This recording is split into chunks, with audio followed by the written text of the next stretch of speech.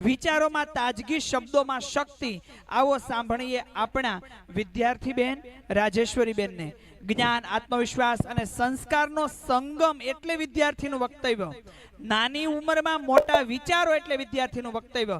વિદ્યાર્થી બોલે છે એટલે આવતીકાલનું ભવિષ્ય બોલે છે. એટલે આ બેનના વિચારોને આપણે સાંભળીએ. એમની એક દીકરી વિશેની સ્પીચ, ખૂબ કરુણ સ્પીચ છે, આપણે તેને સાંભળીએ. બધાને મારા જય શ્રી રામ, જય હનુમાનજી. મારું નામ જેઠવા રાજેશ્વરીબેન રાજુભાઈ છે. હું તમારા વિશે દીકરી વિશે સ્પીચ રજૂ કરવા માંગુ છું. भले ही हो मेरी कलाइयों में कंगन, फिर भी मेरे बस में है हर एक घर का आंगन. अभी भी करता है ये जहाँ सारा मुझे वंदन. मैं आपके परिवार की बहन हूँ, माँ हूँ, काकी, मामी और एक प्यारी सी दादी हूँ. और इस जहाँ के लिए मैं स्त्री नहीं, भारत माता हूँ. आप सर्व विविध सूत्रों तो સાંભળતા જ હશો, જેવા કે જળ બચાવો, ઈંધણ બચાવો. આ સાંભળીને મને ખૂબ આનંદ થાય છે કે મારો દેશ બદલાઈ રહ્યો છે.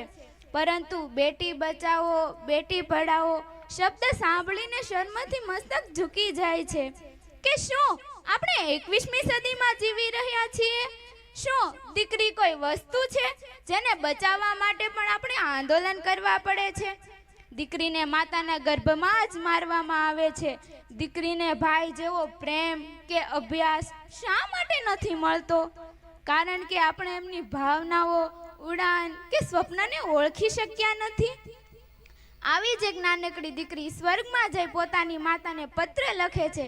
એ આપ સમક્ષ મૂકું છું, જેથી કદાચ હું આપણી પુત્રીને એ અન્યાયથી બચાવી શકું. હેલો માં, જય શ્રી કૃષ્ણ. હેલો માં, હું આપણી લાડલી સ્વર્ગમાંથી બોલી રહી છું. માં, તમે કેમ છો માં? માં, અહીં સ્વર્ગમાં ખૂબ ફૂલો ખીલ્યા છે. ફૂલોની મીઠી મીઠી સુગંધ આવી રહી છે.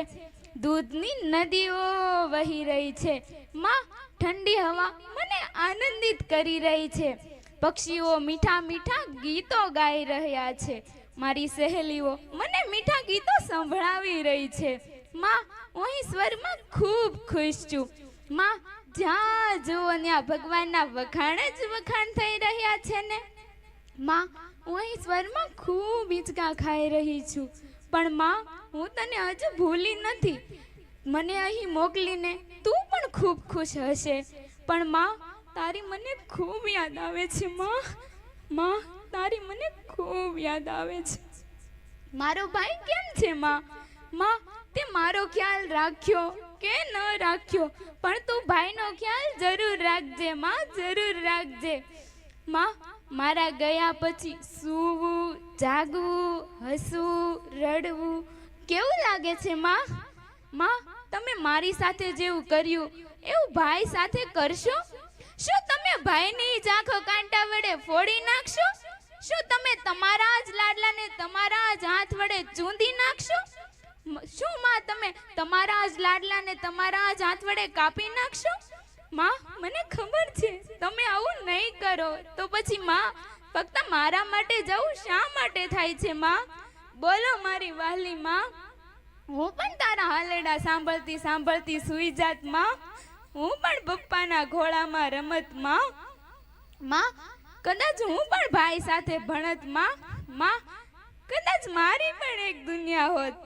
માં, એ તો કહો કે દુનિયા કોને કહેવાય છે? શું ત્યાં ઇન્સાન રહે છે? શું ત્યાં કૂતરાઓ અને બિલાડાઓને આવું કરતા કોઈએ જોયા છે ખરા? માં, મને ખબર છે તમે આવું કરતા કોઈને નહીં જોયા હોય. તો પછી માં, ફક્ત મારા માટે જવું શા માટે થાય છે માં? બોલ મારી માં.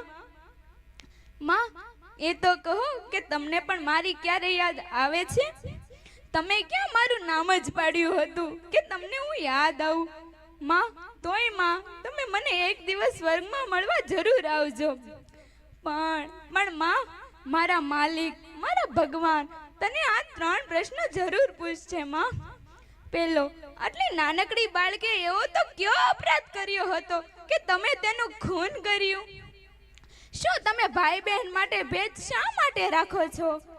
શું તમને તમારી માં વહાલી છે? આ જીવનભર તું આ 3 પ્રશ્ન જરૂર પાકા કરી રાખજે માં, નહીં તો તું મને મળવા સ્વર્ગમાં કેવી રીતે આવીશ માં? માં હેલો માં, બોલ માં, તું આ પ્રશ્નોના જવાબ તો આપીશ ને માં? મારી માં, બોલ માં, બોલ. बुरी नजर से ना देख मुझे ओ जमाना, मुझे भी आता है अपना घर सजाना. कि बुरी नजर से ना देख मुझे ओ जमाना, मुझे भी आता है अपना घर सजाना. मैं ही परिवार का विश्वास हूँ, मैं ही भारत का सच्चा इतिहास हूँ. जय हिंद, जय भारत.